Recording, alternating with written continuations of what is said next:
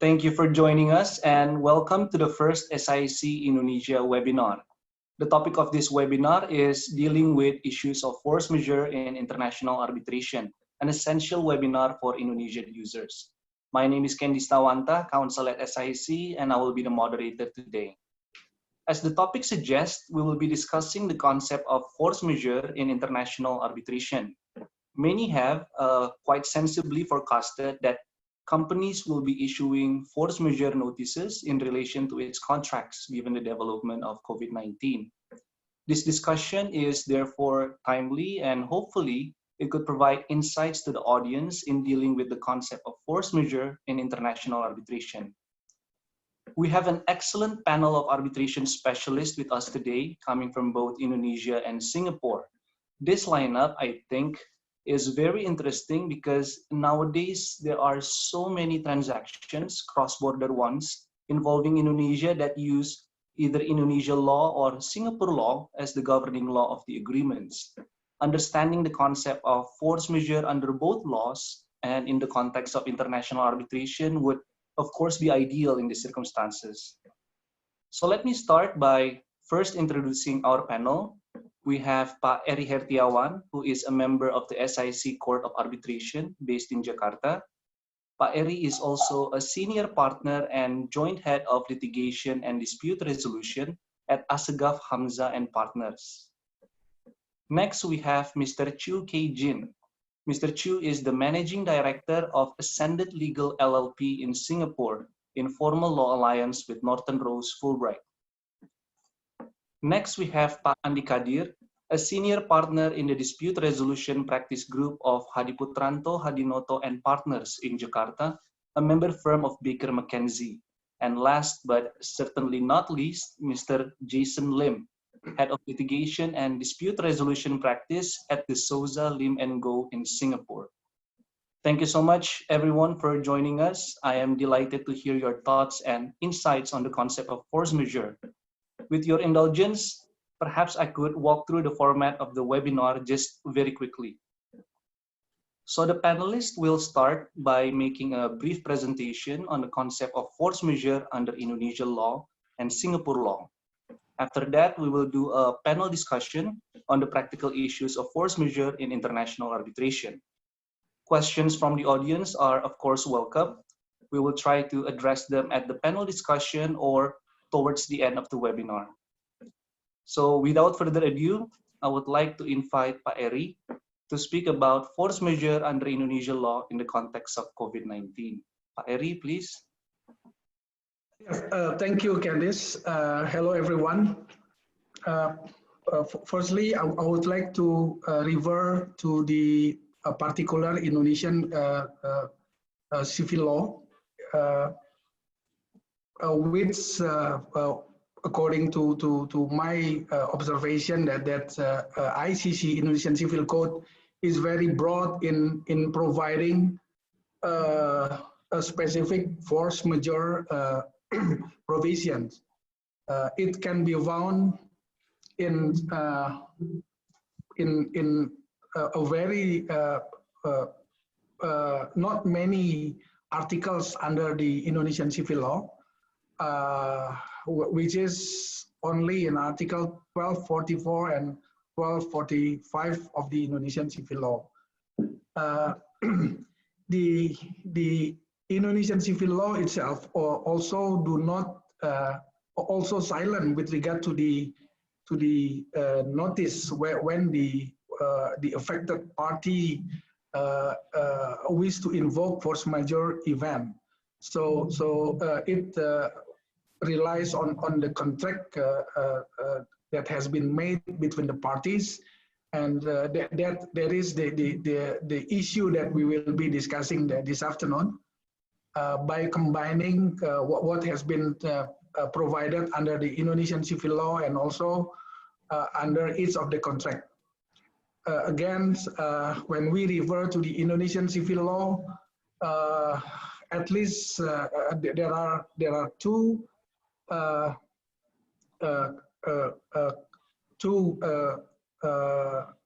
classification of the pandemic in which the fact which connect the force majeure event with the inability of one party to perform the agreement, and secondly is the classification of pandemic. That's the general rules under the Indonesian civil law. If I could ask Jen to move to next slide, please. Well, Indonesian law recognize or uphold the principle of pacta sunt servanda. I believe that the principle of pacta sunt servanda is not only prevail in Indonesia or but also in the common law countries, and therefore we have a universal universal principle that can be applied throughout the world. Interestingly, that under Indonesian law, there are particular sectors, there are particular industry that requires the parties to provide a force majeure clause under the contract made between the parties. For instance, the law, particularly for the construction, electricity, and the procurement of goods, it requires a force majeure clause to be included under the agreement. So a force majeure event must be subject to force majeure clause under the agreement. If I go to the next slide, please. Well, when we discuss, or when the affected party wish to invoke a force majeure, I think what is important is to notify, to make a notification, because notification is very important, and if it is made in writing, then it can also be used as one of the evidence to be submitted with the tribunal or with the court. Of course, it can also reverse to these particular articles under the ICLs that I mentioned before, which is Article 1244 and 1245, which categorize that the event of force majeure it shall be unforeseeable, for which one party could not be held responsible where such party is acting in good faith. Next, please. Here are some proactive steps that need to be taken when the affected party wish to invoke a force majeure clause. Well, again, as I mentioned before, notification is very, very important. The other party will not be aware, we will not have such a knowledge when there is no notification from the affected party. So again, notification is very important. In the absence of a stipulated period to issue a notice of force majeure, the affected party must issue the notice within a reasonable time. Indonesian law do not provide the reference to the reasonable time, but in my experience, we could consider that the reasonable times would be 7 calendar days of maximum 14 calendar days, and to give notice within a reasonable time. Next step. Next slide, please. Well, this is the wrap up. The notification is vital. Such notification must follow the requirement under the contract. Of course, we have to revisit the provisions under the contract. For example, what would be the proper notification under the contract, and also the chronologize all relevant events is very important. Sometimes the document is cannot be found in one place, and that would give big homework for the affected party to argue when the document is not placed in one side. And also parties receiving notice of force majeure should keep record of the notice and the content of the notice. Of course, the content of the notice shall be reviewed whether it is falls under the category of force majeure under the contract, or if the contract do not provide such a category, then whether it could reverse to the ICL, as I mentioned before. Next slide, please. Well, I think that is about it, and it's over to you, Pak Kenista, and I would happy to discuss when there is a question from the participant. Thank you. Thank you, Pak Eri. That is a very interesting discussion. So in Indonesia, force majeure can be found in statutory provisions and as a creature of contract between parties. I would like to explore this further, Pak, especially the interplay between the two sources of force majeure in Indonesia, but we can do that in the panel discussion. Now, I would like to invite Pak Andi Kadir to speak about force majeure still under Indonesia law. Please, Pak Andi. Yes, thank you, Pak Candice. Can we go to my slides, please? So I'll be discussing the force majeure as well under Indonesian law. There are two items that I'm going to discuss. I'm going to discuss a general notion of force majeure. I think Pak Eri has perfectly summarized that positions in his presentations.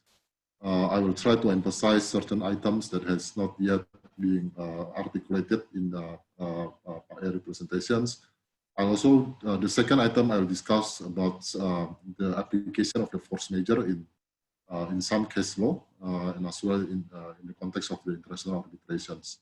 We can go to the first slide, please.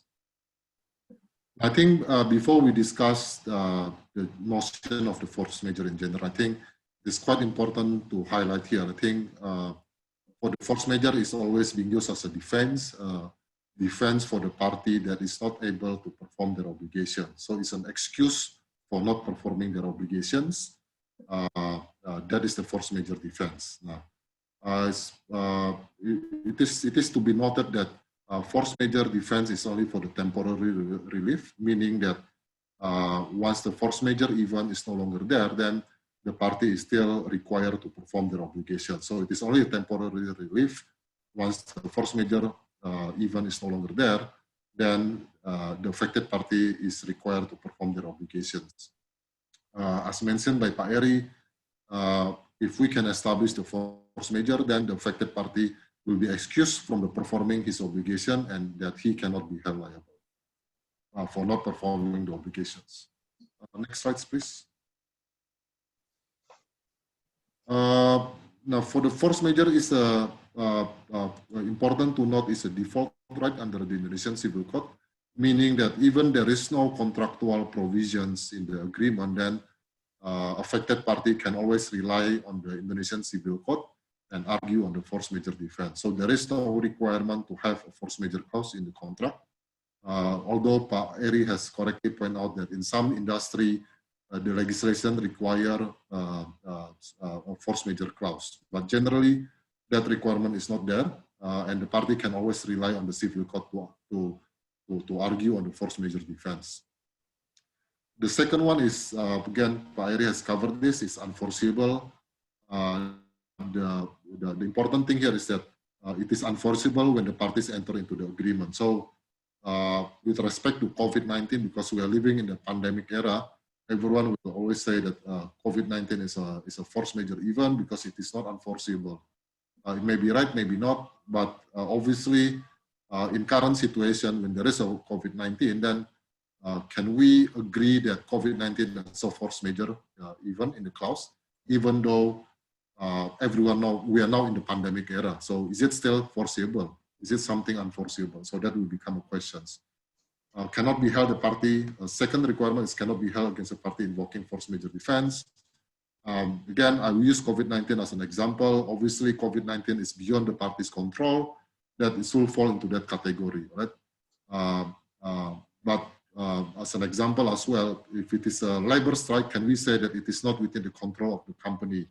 Maybe yes, maybe no. There may be an argument that labor strike is not fall into this category because company is expected to be able to manage their employees. It is still within the control of the company. So just to give you an illustration, what does it mean of this requirement? Now the fourth one, it is stated in the civil code that the party must continue to act in good faith. Obviously, to talk about good faith, 1.5 hours is not sufficient, right? It's a fluid notion in Indonesian law. No statutory definition of the definition of good faith. So how it is being translated in the force majeure case, it remains to be seen. But I have seen an argument where the party argued that to establish that the party is continue to act in good faith, the affected party must serve the notification to the other party, right? And the reason here is because the creditors will be able to navigate better if they receive the notification from the affected party. And importantly, I think this is also the FM must impede the party from performing its contractual obligation. So there must be a cause and effect analysis between the force majeure event and the obligations that the party cannot be performed. Right? So there must be cause and effect analysis. I think that's the same in all other jurisdictions. The next slides, please.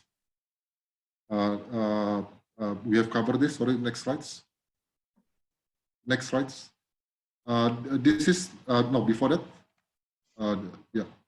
So this is only to illustrate cause and effect analysis. COVID-19 doesn't necessarily means that it impedes the party's obligation to make a payment. Just an example, right?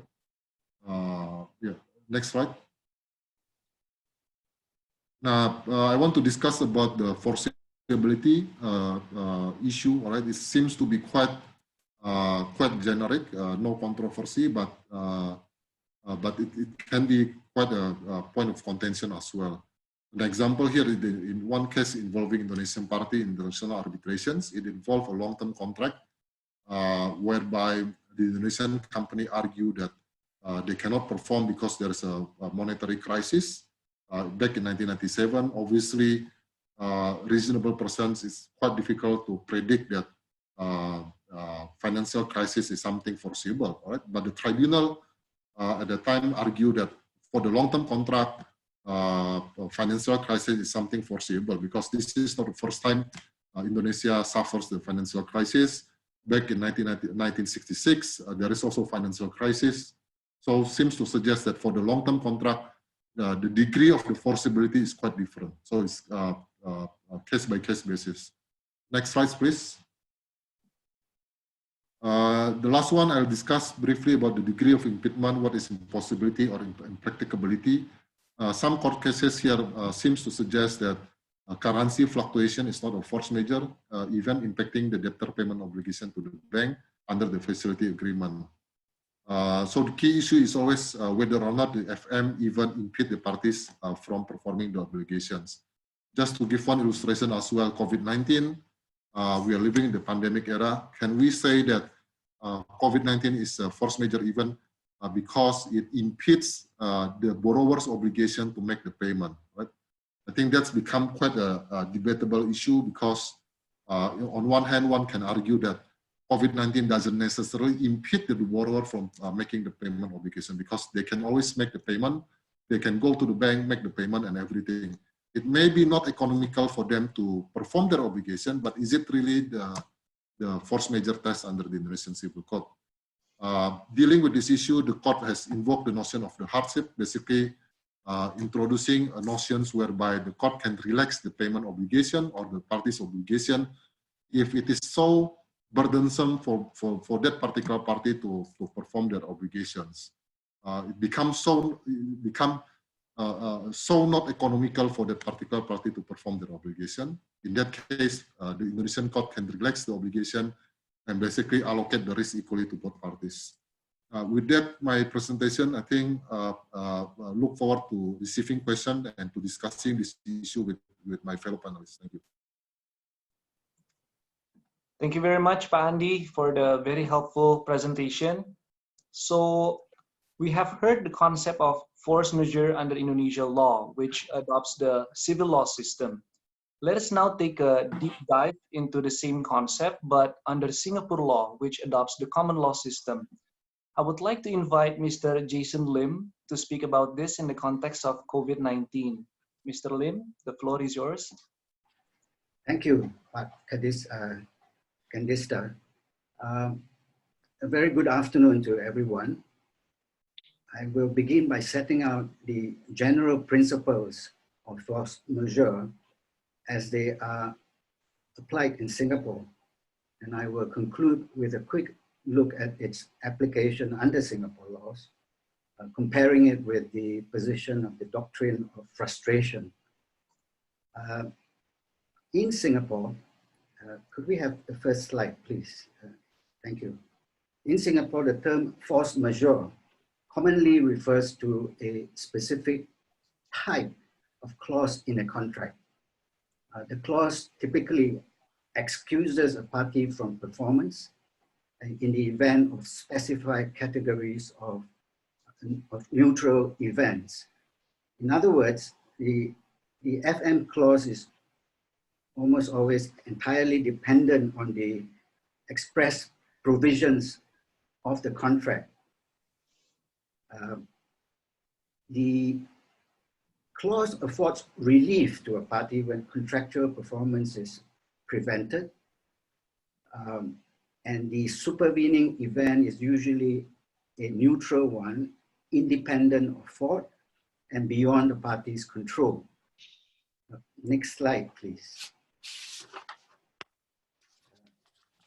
It's therefore sometimes described as a contractual risk allocation mechanism and triggered by or triggered in predefined situations.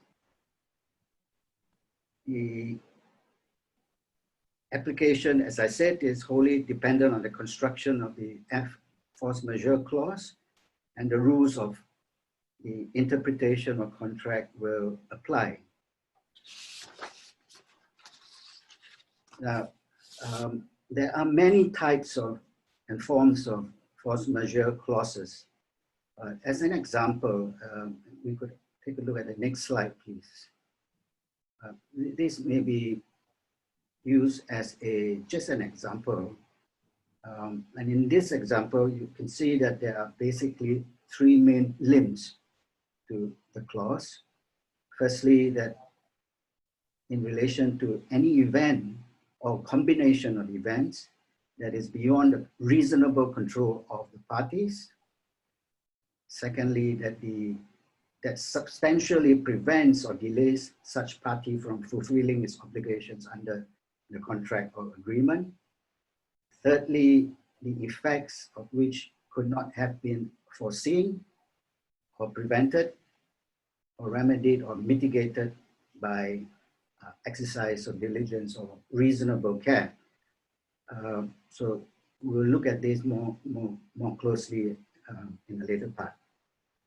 And you will note that in this example, the clause also provides expressly that insufficiency of funds or in a way reduced profitability is in some cases not enough to constitute a force majeure event.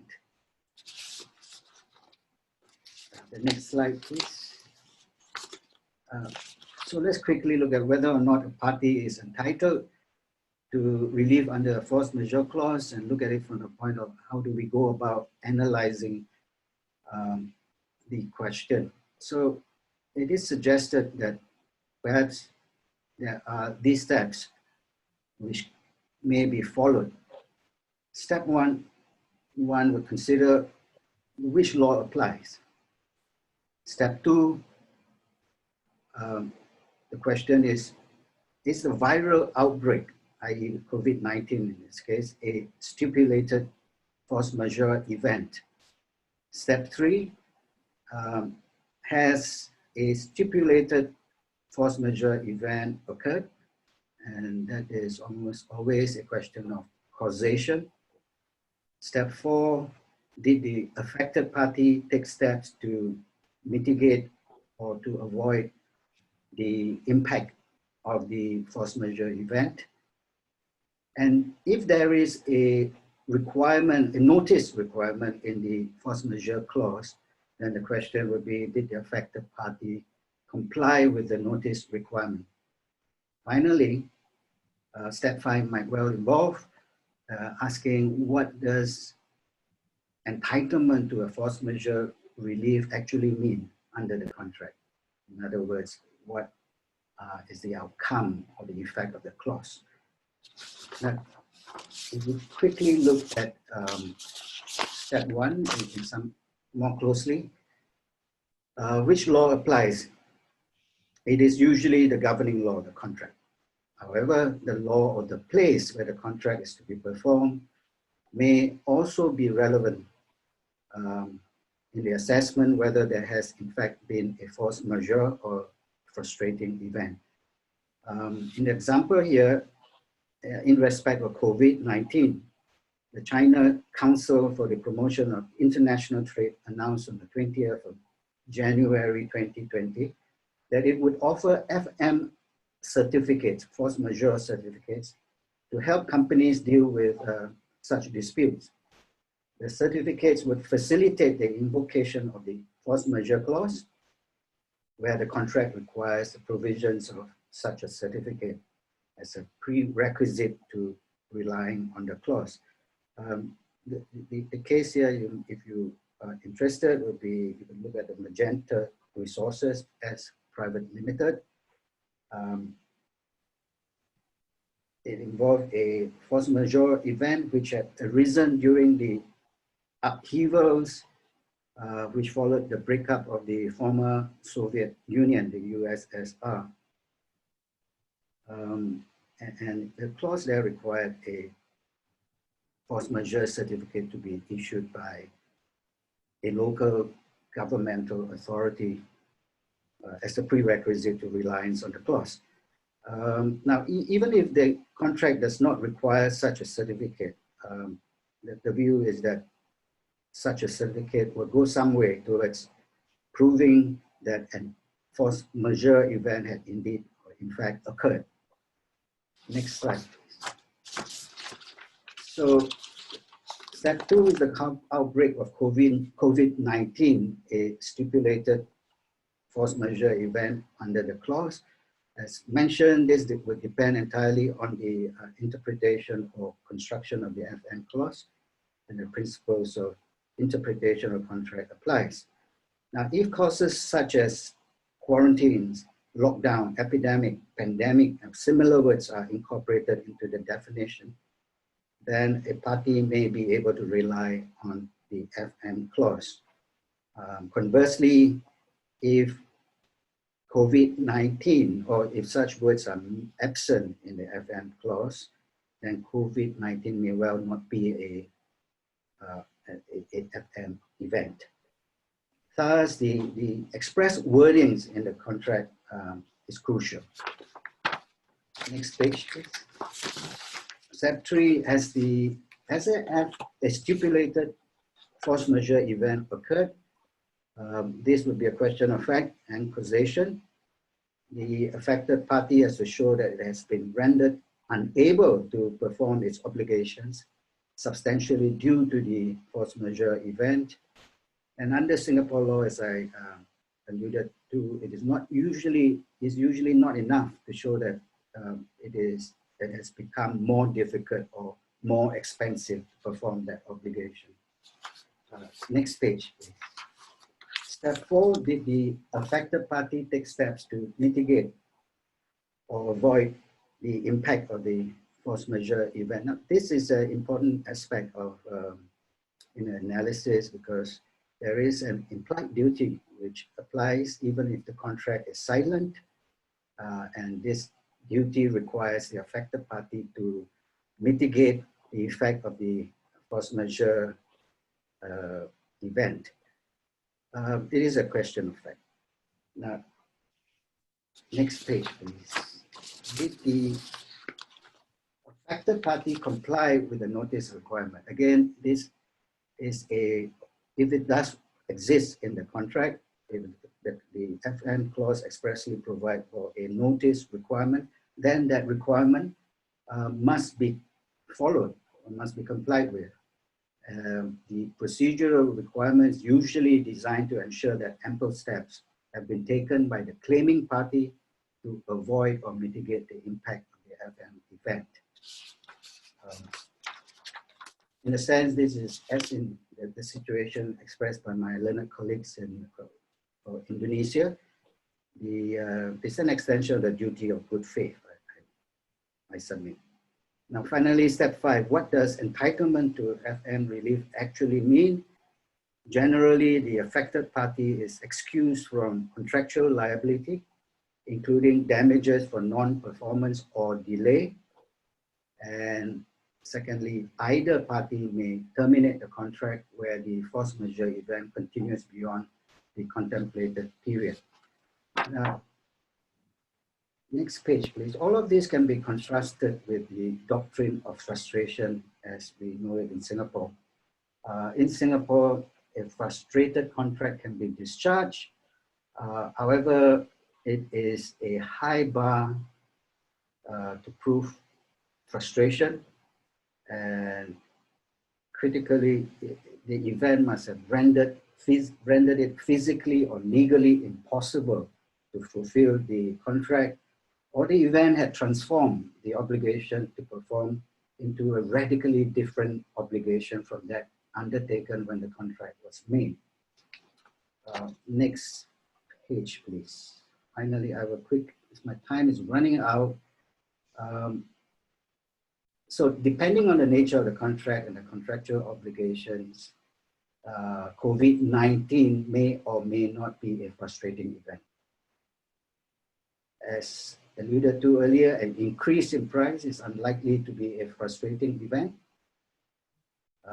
Now the question is not so much whether how many people have died or how many people have been affected by the viral outbreak. The question really is whether the performance of the contract has been rendered impossible or radically changed. Next page, please.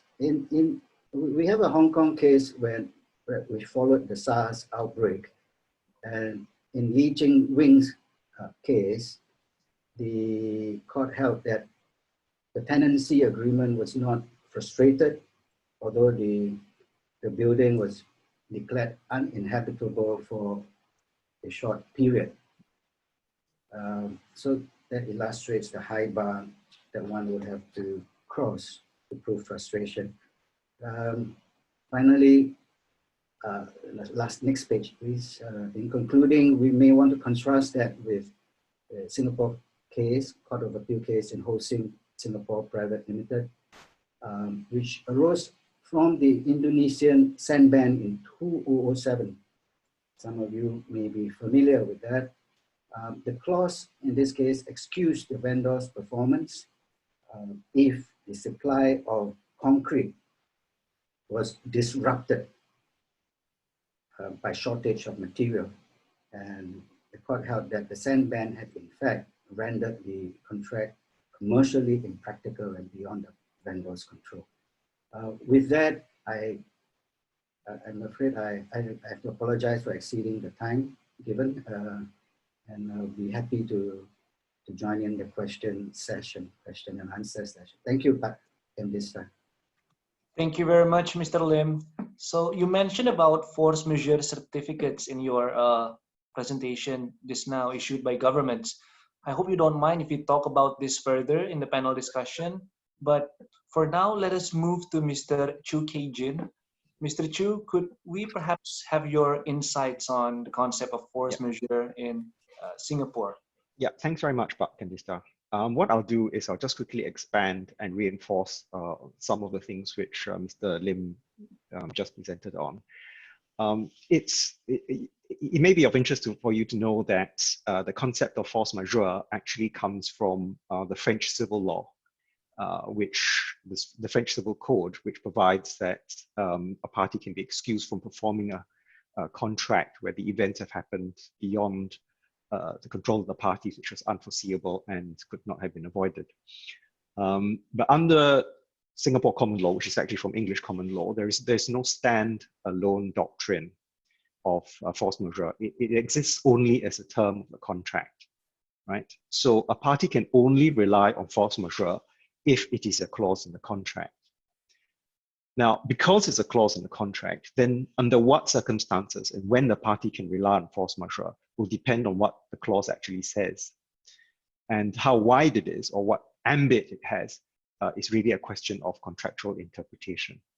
So you can have a particular incident or event which may entitle a party to rely on force majeure on a particular incident being a force majeure incident in that particular contract. But in another contract, that same event may not be a force majeure event, right? Because it's purely a question of what it says in the contract. Can I have the next slide, please? Thanks. Now, Mr. Lim just touched on frustration just now. What we do have as a standalone doctrine in common law is frustration, right? And frustration operates to discharge a contract when performances become impossible or illegal or radically different from what the parties had envisaged. And that's what Mr. Lim said earlier. Now, conceptually, there is a difference between frustration and force majeure, right? In a force majeure clause, it is an agreement between the parties as to what happens to the contract or the contractual obligations if one of these events which are described or listed occurs. In the case of frustration, it deals with what happens to the contract when something completely unforeseeable happens, right? Which wasn't even contemplated by the parties. So that there is this difference, right? Just to repeat. So in force majeure, it's when something that the parties have provided in the contract happens, whereas in frustration, it's something which the parties had not envisaged. So what that means is you can have a case of force majeure, a force majeure event, which has the effect of terminating a contract because that's provided for in the contract. But that event would not be sufficient for frustration to come in and operate to discharge the party's obligations. Okay. Next slide, please. Now, these are just two examples of what the consequences of force majeure can be. First is suspension of performance of obligation. Second is termination of the obligation to perform. But there are others, right? For example, you can have a provision which says that in the event of a force majeure, parties are able to renegotiate the price of the goods or the price of the contract, or in the event of a certain particular force majeure event, parties will pay compensation according to a certain formula. So really the consequences of force majeure are up to the parties to decide and agree on. Can I have the next slide, please? So the key issues when you want to claim force majeure are really this. The first is the governing law. You always look at what the governing law is because you could be an event of force majeure in Singapore, but not under Indonesian law or the other way around, right? And there's a difference in the concepts. The second thing you do is you look at the definition of force majeure event, because as we said earlier, it's purely contractual, right? And so it can only be what is defined or spelled out in the contract.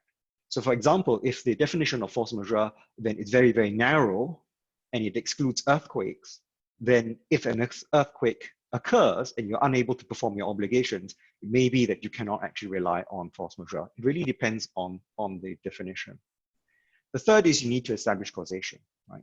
So assuming the definition of force majeure is in the contract, and it includes, for example, a factory strike by the workers in the supplier, you need to show that it was because of these strikes that your ability to perform the contract was either made impossible or was disrupted or was hindered. And the fourth is notice requirements. In most force majeure clauses, you have notice requirements. Now, what do I mean by that? It may be expressly provided that if you want to rely on a force majeure event, you have to give notice to the other side within a certain time and in a certain format, right? And if you fail to do that, and if this notice and its requirements are condition precedent, then it might very well be that you can't rely on the force majeure clause. Next slide, please. Now, some force majeure clauses will list all the events, right, which the parties would agree constitute a force majeure event. So it gives an exhaustive list, and that's it, right? Others will give illustrative examples, right? So, for example, they will say event A, B, or C, and or any other event of a similar nature, right, will constitute a force majeure event, right? And it can also end with a catchphrase like, and any other event beyond the supplier's control. So it gives examples. And so if you are able to find your situation falling within one of these examples or similar to one of the examples, then you can rely on force majeure. Some other clauses don't give a definition at all. I've seen clauses which just say an event of force majeure. The trouble with this is that, as we've said before, force majeure is something that arises out of contract. And it then becomes very unclear what is meant by force majeure, because under Singapore law, there's no general rule as to what constitutes an event of force majeure. It's really something up to the parties to define and to say. And if you have a situation where it is so uncertain, then under our contractual interpretation rules, that clause becomes unenforceable, right? So basically, it's of no value. You can't rely on it at all. Could I have the next slide, please? Yeah, coming back to this issue of causation, the force majeure event must be the sole or substantial cause that prevents or hinders the performance of the contract, right? So, for example, if you have a contract to supply 1,000 pairs of shoes to a shop, and you're getting it from a factory, and there's a strike in the factory, and that's actually defined as an event of force majeure. And because of the strike, you are unable to supply the 1,000 pairs of shoes. But then if you couldn't have performed the contract anyway, because you, for example, couldn't get financing to pay the factory for the shoes, then you can't rely on force majeure and get out of the contract that way. It really has to be the sole or the substantial cause that prevents or hinders the performance of the contract. Right? Next slide, please. Now, what happens when there's no force majeure clause? What then? Well, you get in contracts certain clauses which they don't call themselves force majeure clauses, but they nonetheless specify events which can alter the obligations of the parties. For example, you can have a change in the law. You can have a clause which says if there's a change in the law which results in the delay of the ability of a party to perform its obligations under the contract, then the parties will agree to negotiate or renegotiate or change the timelines given for performance. Or you can have another clause that says that if there is a change in the export duties payable, for example, then the parties can agree to renegotiate the contracted price for the goods concerned. So these are specific clauses, but not necessarily force majeure clauses. Can I have otherwise, in order to get out of the contract or discharge the obligations, the parties have to rely on the doctrines of illegality or frustration. Can the next slide, please? So illegality is when the parties enter in a contract where everything is lawful, there's nothing wrong with it, but because of a supervening event, the law changes and it becomes illegal to perform the contract in Singapore, or it's illegal to perform the contract in the place of performance, say like Indonesia. That, under common law, can, in certain circumstances, entitle you to discharge your obligations under the contract. Next slide, please. Yeah. And last, I'll just touch very quickly on COVID-19 measures. In Singapore, we have this COVID-19 Temporary Measures Act 2020 that came into force, was passed rather in Parliament on the 7th of April 2020. And it's meant to help small and medium-sized businesses in Singapore who are unable to meet to perform their obligations due to the COVID-19 pandemic. By small and medium enterprises, what it refers to are companies with a turnover of less than 100 million a year, and which are at least 30% owned by Singaporeans or Singapore companies or permanent residents. Next slide, please. And what it does basically is it poses a suspension of a business's obligations to perform a contractual obligation. The Act provides for, the Act is in force for 1 year, but the government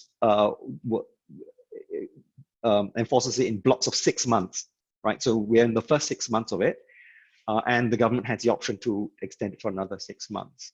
And if a party wants to rely on COVID-19 in order to suspend its obligations to perform the contract, then it must give notice to the other party in a certain form.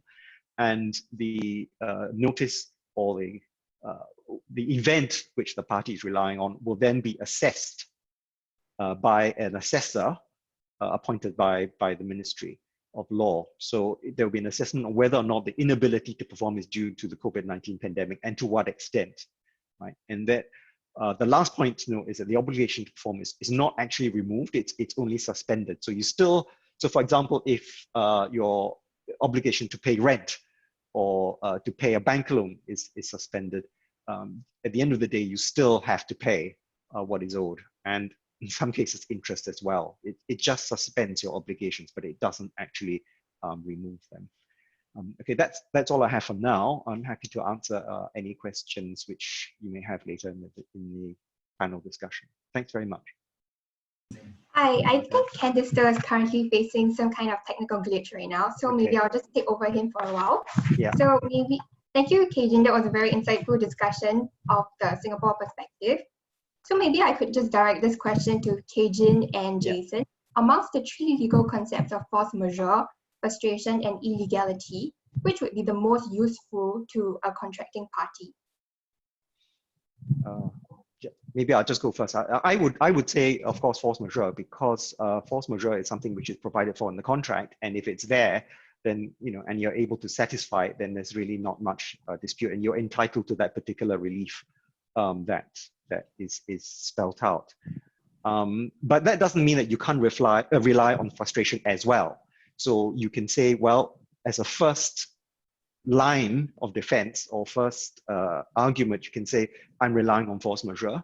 But alternatively, if I can't, I'm relying on frustration, right? And you can always rely on frustration as a separate doctrine under common law, unless your force majeure clause expressly excludes it. Right? You can have situations where it's expressly excluded, but in most cases, it's not. So you can rely first on force majeure, and then as an alternative, you can rely on frustration if the facts are there to support you. Illegality is much less common. I agree with Kajin, but if we turn the clock back to when the contract was made, then more likely than not, the question would be choosing the right type of force majeure clauses to use, and choosing a clause that best suits the circumstances and the nature of your contract. Those would be crucial considerations. Thank you, Kajin, and thank you, Mr. Lim. Maybe I can pass the time back to Candice since it's back in frame. Candice, please. Thank you very much, Jean. Sorry everyone for the slight technical issue just now. I would like to move on with the panel discussion and move to Pak Eri for now. Pak Eri, as mentioned earlier, I would like to seek your views on the interplay between force majeure under Indonesian Civil Code and under parties agreement. So if parties contract contains a force majeure clause, does that mean that the statutory provisions on force majeure under the Indonesian Civil Code are no longer applicable, Pak? Okay, Pak Kendesta, it's good to hear you back. We thought that you are having a force majeure event. So, it can be mitigated, Pak. Luckily, Okay. Pak. Okay. Okay. Well, based on your question, Pak Kanista, it really depends on whether it is to be examined by the arbitration forum or by the court. As you may understand, are aware that when you go to the court file a civil claim, then you can request for the principle of ex aequo e bono to be applied. But when you go to the arbitration forum, when there is no agreement between the parties to apply this principle of ex aequo e bono, then no way that the tribunal can make a decision based on such principle. In this context, I would refer to one landmark case, one landmark arbitration case in Indonesia that had been examined by the ad hoc arbitration at that time. It was due to the global crisis, monetary crisis in 1998, if you might recall, before 2000, that this Indonesian company unilaterally terminated the contract that were made by that company and the foreign company. This Indonesian company argued that due to the change of circumstances, namely the issuance of the new regulation from the government due to the global crisis, then such company could not perform its contractual obligation.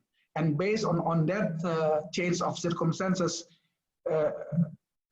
this company argue that the contract shall be cancelled, shall be terminated. But what happened is that the arbitration tribunal at that time decide they have a different view because it is examined in the arbitration forum, and the parties do not all of the parties agreed on the application of the principle of ex aequo e bono, and such tribunal refers to only the contractual obligation that has been made, that has been agreed by the parties. At the end, the tribunal did not accept such argument since one party did not agree to request the pray for relief under the ex aequo e bono, and it was decided by the tribunal merely based on the contract. So it is important. What I'm trying to say is that it is really depends on the forum. When it goes to the court, maybe you can also not only reverse to the contract, but also reverse to the law, reverse to the doctrine, reverse to the jurisprudence, and ex aequo e bono. But when you go to the arbitration, it really depends on the agreement of the party. I think that's the most critical point when you agree on the arbitration clause. Over to you, Pak Candice. Thank you very much, Pak Eri. That is very helpful. If I can just move on slightly a bit to a related topic, maybe I can put this to Mr. Jason Lim. Mr. Lim, is it possible for a party to call force majeure in anticipation of a force majeure event? So perhaps it's not the supervening event is not happening yet, but in anticipation of that, a party already call for force majeure. Under Singapore law, is that possible, Mr. Lim? Well, no, not usually. I don't think so. But of course, it's a different proposition if the force majeure event has already occurred, or the party takes the position that it has already occurred, and it gives notice of its intention to rely on that event as force majeure. That's a different scenario. But I think if you concede that the force majeure event has not occurred, then the call on force majeure would be altogether premature. Thank you, Mr. Lim. Perhaps Mr. Chu, would you like to share your views as well on Yeah, this? I mean, I agree, because essentially when you talk about an event of force majeure, it has to happen first, and you know, there will be issues like giving notices and all that, you know, and you can only do that after it happens. And of course, you know, there is also a duty or some degree to mitigate or try to avoid the event. So, you know, how do you do that if you call an event of force majeure even before it happens? How can you show that at least you tried to do that? Yeah, so I agree with Mr. Lim. Yeah. Thank you very much, Mr. Chu. Now I would like to move back to Pak Eri, Pak. If a company receive a force majeure notice, could you share what should the company do in terms of protecting, when they receive a force majeure notice? Specifically under Indonesian law, Pak, under the Indonesian Civil Code, are there any particular requirements? Maybe parties already included some specific requirements in the contract, but under Indonesian law itself, are there any particular requirements in that respect, Pak Eri? Well, of course, when we refer to the requirement for the company to keep the document, then under Indonesian law, the requirement is to keep it for at least 10 years. But again, when we are talking about force majeure, it is something which is unforeseeable, and therefore we are in the position to not discussing the past, but arguing or establishing the argument, establishing the current argument by invoking, of course, a force majeure event. With that respect, I think the party should keep the record, revisit provision of the contract. Of course, the provision of the contract sometimes you know, the party should review like 10, 20, or 100 pages of the contract. So therefore, if they need the assistance from the one who have the capability to review the contract, then do it. So what I'm trying to say is that keeping the record is very important. The notice is also very important to be reviewed. I mean, the content of the notice, whether it is fall under the category of force majeure under the contract, or fall under the category of force majeure under the Indonesian law. Yeah, thank you. Over to you, Candice. Thank you, Pak Eri. Let me now move to Pak Andi Kadir. Pak Andi, if I may ask you, in your experience, what kind of evidence, Pak Andi, are typically required in establishing or refuting force majeure claims before tribunals or courts? Well, I don't think there is any particular evidence required for establishing or for rejecting the force majeure defense. I think it depends very much on the case itself. But I guess if I have to answer this one, I guess amongst all the evidence that are maybe more relevant will be the witnesses and as well the experts. And the reason for this is, again, we need to look into the requirements of the force majeure. And the most important one is that, again, is a cause and effect analysis, whether or not the FM even impede the party from performing their obligations. Now, looking into this particular element, I think documentary evidence may not really helpful, right? And it is more useful to have the witnesses to argue, or even to, not to argue, but to testify that the company cannot perform because of the force majeure events, and the witnesses can give testimony on that. And expert will also be useful, right?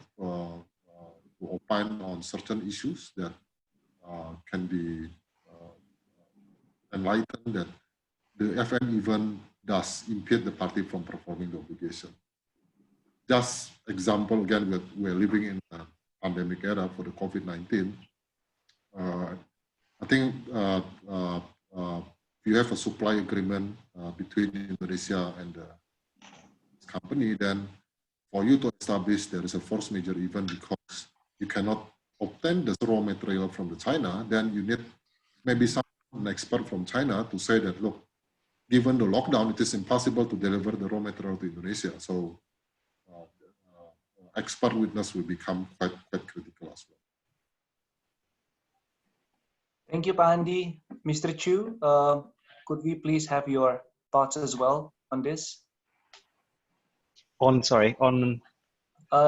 Basically the kind of evidence that are generally required. It's basically, as Pak Ari says, Andi says, that there's no particular evidence. All you need to do is you need to be able to show causation. And it's really on the balance of probability, the standard of proof in Singapore under the common law balance of probability. So if you can show that 51% as against 49%, that this particular event was the sole or main cause of you being unable to perform the contract or being hindered in your ability to perform it, then you satisfy the provision. There's nothing, there's no magic to it. It's just already a question of can you prove your case on the balance of probability. Thank you, Mr. Chu. I would like perhaps move on to another question now, and if I may, I would like to go to Mr. Jason Lim. Mr. Lim, you mentioned about force majeure certificates earlier in your presentation. Can I just get clarification on the relevance and primacy of those certificates again in terms of establishing or refuting force majeure claims, Mr. Lim? Yes, in some cases, the force majeure clause itself provides for proof of force majeure to be supported by a certification from a local authority or a government agency, such. So, as I mentioned, the case of Magenta Resources, where, as you recall, the dispute arose after the breakup of the USSR, and the question was whether the contract in that case, the supply of urea, was rendered impossible by reason of shortage of material. And it required the party to get a certificate from, in that case, if my recollection is right, for the vendor to get a certification from, or the buyer, or the vendor, I'm sorry, to get a certification from either Russia or in that case, from the Chinese authority. And I think the court held that the certification was not on all fours, didn't comply with the express provision of the clause, and so force majeure was not proven. So yes, its primacy and its significance, if the contract provides for one, then one has to be provided. Thank you, Mr. Lim.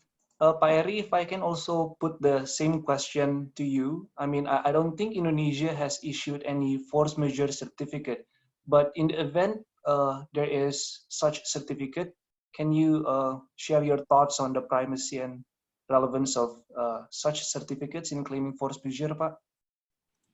Okay, but again, what we have to bear in mind is that force majeure, it is not automatically that the force majeure certificate issued by government can be used as evidence for the affected party to invoke a force majeure event.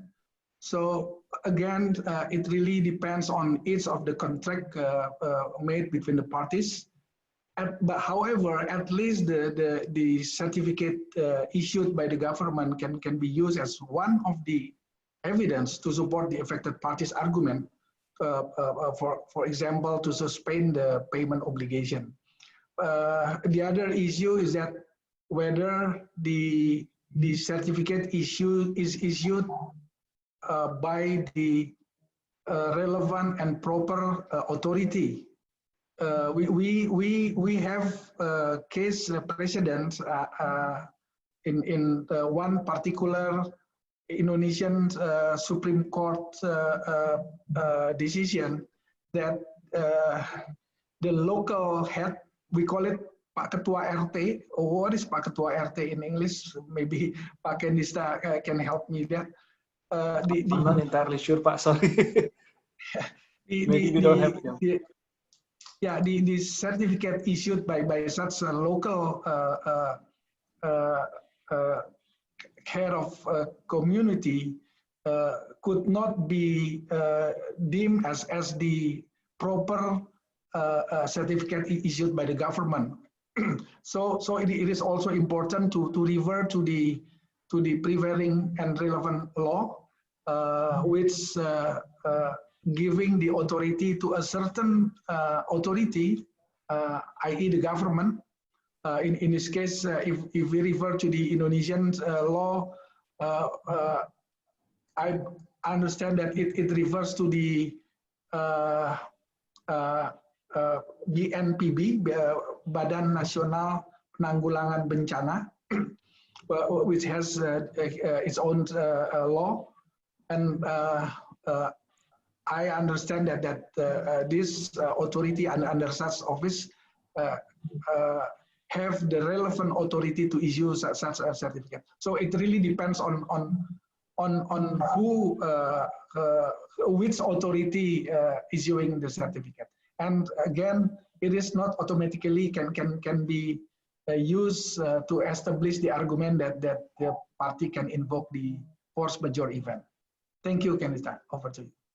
Thank you, Pak. I'm seeing questions coming in, but I think mostly have been addressed by the panelists. So before I turn to the floor, let me just get back to Pak Andi Kadir and Mr. Chu. Basically, I want to ask the issues that generally arise, Pak Andi and Mr. Chu, when claiming force majeure in international arbitration proceedings. Do you think there are any other issues that may arise, especially in the backdrop of COVID-19 specifically? Maybe we can start with Pak Andi.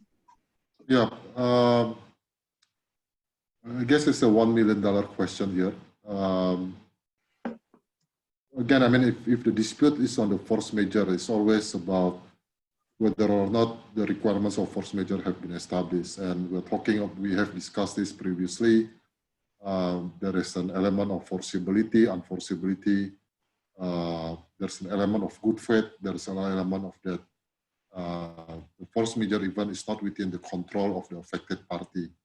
And also there is an element of the causation effect. I think all of those elements will become the point of contentions between the parties, right? And they are all, in a way, I think, largely is a question of fact as well. Whether or not the parties can foresee the FM even or not is something to a large extent is also a question of fact, I think. But I guess from the Indonesian context here, I think one development that I want to share to my fellow panelists and as well the audience here is that recently there is a concept of the notion of the hardship introduced by the court. It is not specifically regulated in the civil court, but the court introduced this notion in the pretext of the good faith principle. Essentially, this notion allows the court to relax the party's obligation if it is, becoming so burdensome for the affected party, right? And the way the court relaxed that obligation is basically by allocating the risk equally to the both parties. Now, this has been introduced back in 1955 after the Second World War II, and recently it was used in the 1997 economic crisis, whereby the court see at the time, as you know, 1997 economic crisis, financial crisis, IDR collapsed against USD, right? And at the time, the court sees that, argue that this is not a force majeure event, all right? Even it becomes so not economical for the borrower to pay to the bank. But the court takes the view that this is a hardship event for the borrower, and hence I'm allocating the risk equally to both parties. And how the court allocating the risk is basically the court looks into the increase of the currency and basically divide this into two to be bear by both parties, 50% by the borrower and 50% by the bank. Right? So that become quite interesting because in addition to the force majeure, then it seemed that the Indonesian court also introduced the notion of the hardship. So let me pause here and allow my Mr. Chu to address the question as well. Yeah. So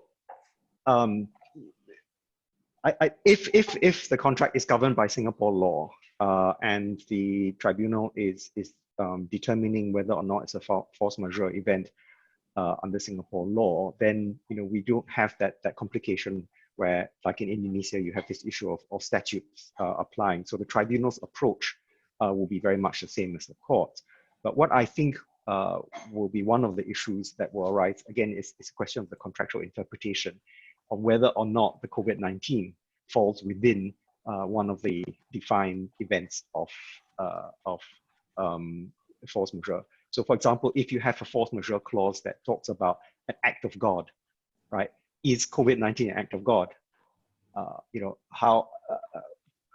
You can argue it is, but you can argue it's not, because you can say that, well, there's a human element to it, right? I mean, if it was transmitted by humans and all that, is that really an act of God? I mean, so I think all these issues will come up, whether it really looks at the definition. Of course, if your force majeure clause says pandemic, then I think that's quite straightforward. But if it doesn't, then I think that will be one of the issues that will arise, whether or not COVID-19. And surprisingly, you will see a lot of force majeure clauses that don't include pandemic or disease or epidemics, and they just say act of God. So I think that's one of the big issues that will come up.